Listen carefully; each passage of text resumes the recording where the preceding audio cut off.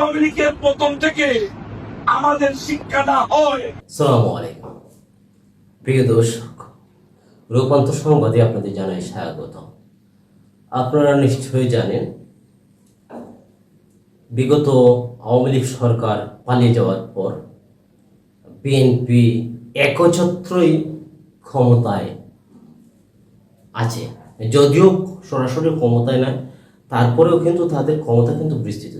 সারা দেশে যদি আমরা দেখি তাকাই, তাহলে দেখা যাবে বিএনপির লোকজনরা কি করছে। হ্যাঁ, এই মুহূর্তে দেখা যাচ্ছে কিন্তু শুধু বিএনপি নয়, এনসিপি লোকজনও চাঁদাবাজিতে জড়িত হয়ে যাচ্ছে। তো বিএনপির এক নেতা যিনি সতর্ক করতেছেন যে বিএনপি যদি আওয়ামী লীগের এই অবস্থা দেখে থাকে, আর বিএনপি যদি এই আওয়ামী লীগের এই অবস্থা থেকে ফিরে যদি ব্যাক না করতে পারে, তাহলে সমস্যা কিন্তু আওয়ামী লীগের মতো পতন হতে পারে। তো আমরা একটু তার এই বক্তব্যটা শুনে আসি। যদি আমরা আওয়ামী লীগের প্রথম থেকে আমাদের শিক্ষা না হয়, তাহলে আমাদের শিক্ষা হবে কখন? আমরা দেখেছি এই আওয়ামী লীগ মানুষকে মানুষ মনে করে নাই। এই আওয়ামী লীগ অন্যের সম্পদ লুট করে নিজের সম্পদের পাহাড় করেছে।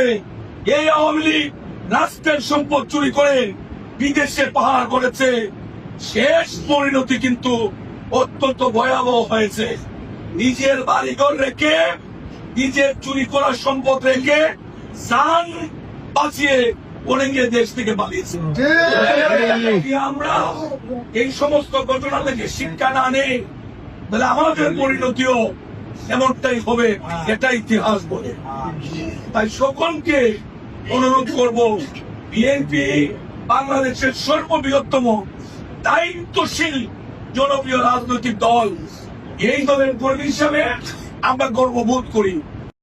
দর্শক, আমরা এতক্ষণ দেখলাম বিএনপির নেতা, উনি বক্তব্য দিচ্ছেন, ওনার কর্মীদেরকে বলে যাচ্ছেন যে যদি আওয়ামী লীগের মতোই করা হয় তাহলে বিএনপির একই অবস্থা হবে।